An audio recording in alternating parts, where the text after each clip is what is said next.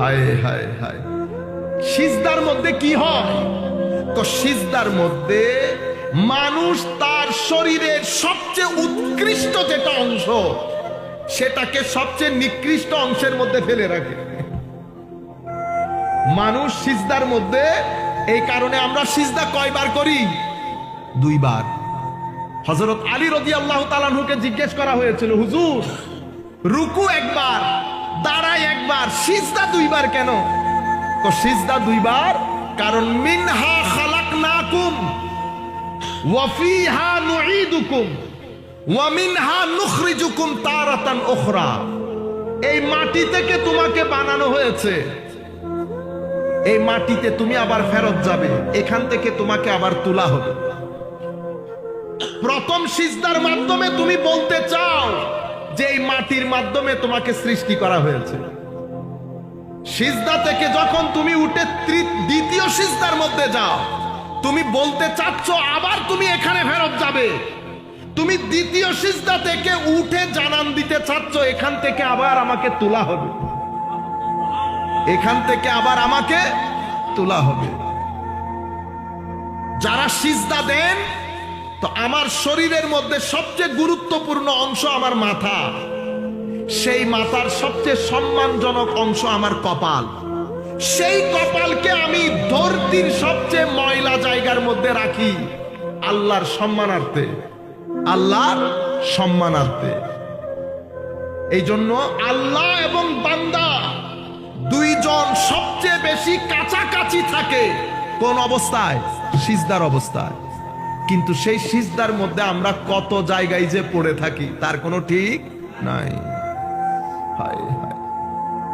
আমরা কেউ সিজদা করি সুবহান রাব্বিয়াল আলা 3 বার বলে ফিনিশ, কেউ বছরের পর বছর সিজদা করছি। সেই কারণে উলামায়ে কেরাম বলছেন মুসল্লি কয়েক ধরনের হয়। প্রথম ধরনের মুসল্লি মুফলিহ।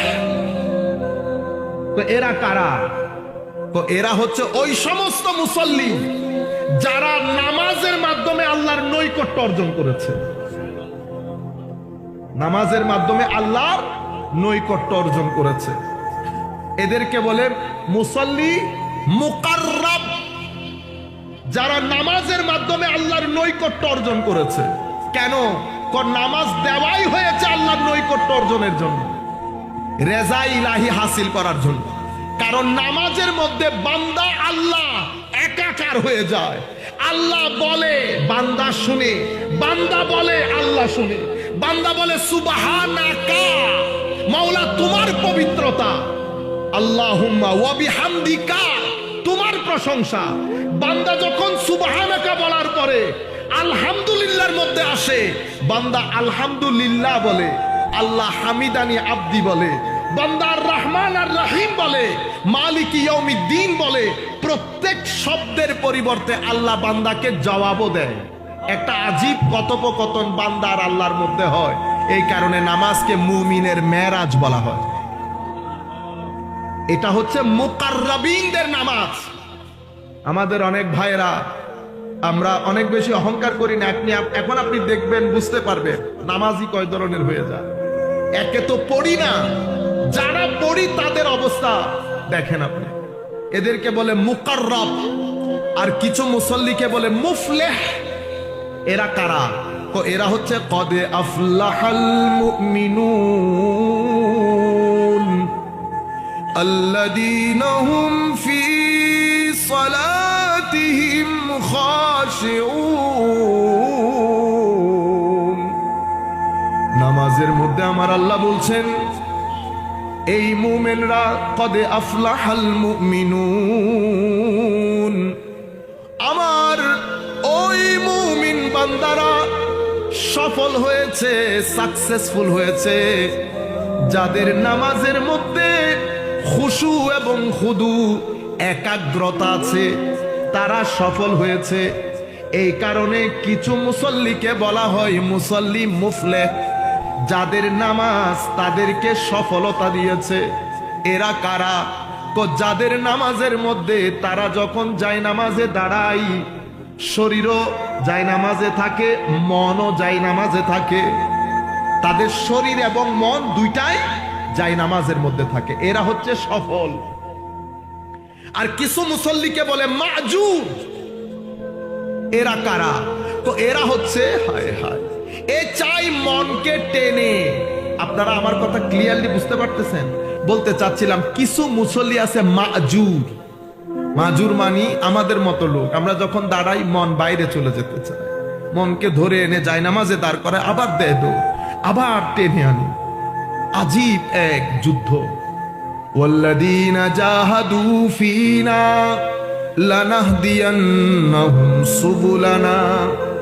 তো যারা আমাকে পাওয়ার জন্য আমাদের রাস্তায় চেষ্টা প্রচেষ্টা করে, মুজাহাদা করে, কষ্ট করে, আমি তাদেরকে আমার পথের দিশা দিয়ে দেই। আপনি যদি চেষ্টা করেন, আমার আল্লাহ বলছে আমি পথের দিশা দিয়ে দেই। এদেরকে বলে মুসল্লি মাজুর। এরা যে টানা হেসরা করে, আমার আল্লাহ ক্ষমা করে দেন। 4 নাম্বার মুসল্লি, এরা কারা? হায়, এরা হচ্ছে মুসল্লি মাহরুম। এরা বঞ্চিত হয়ে গেছে, এরা বঞ্চিত হয়ে গেছে। কোন মুসল্লি? আমার আল্লাহ বলছেন ফাওয়াইলুল লিল মুসাল্লিন আল্লাযীনা হুম আন সালাতিহিম সাহুন আল্লাযীনা হুম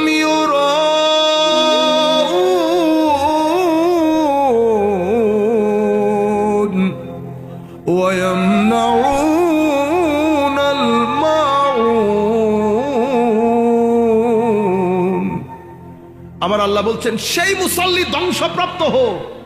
ফাওয়াইলুল লিল মুসাল্লিন, ধ্বংস হয়ে যাক সেই মুসল্লি আল্লাযীনা হুম আন সালাতিহিম সাহুন। এমন মুসল্লি যারা হায় হায় হায় নামাজ গিয়ে একেবারে নামাজের আদাব, নামাজের এটিকেটস, নামাজের একটা আদাব আছে না, নামাজের রুকন আছে, রুকন আদব এটিকেটস কোনো কিছুর পরোয়া করে না। তারা দুনিয়ার মধ্যে থাকে, সময় মিললে আসরের ওয়াক্ত চলে যাচ্ছে, জোহর চলে যাচ্ছে, পড়ব করে সময় চলে যায়, হয় পড়ে না, নতুবা একেবারে শেষ সময়ে গিয়ে দাঁড়ায় তাড়াতাড়ি। দাঁড়াইতে শেষ, নামাজ শেষ হইতে শেষ, 2 মিনিট নামাজ শেষ। আপনি কি করলেন এটা? কে বলছে আপনাকে নামাজ পড়তে? কেন পড়লেন এটা? আপনি কি মনে করেন আমার আল্লাহর এই এখানে পড়ে থাকা পাথর বলেন, কোরআন এবং হাদিস অনুযায়ী রুয়ে জমিনের প্রত্যেক কিছু আল্লাহর ইবাদত করে? আল্লাহ আমার ইবাদতের জন্য বসে আছে?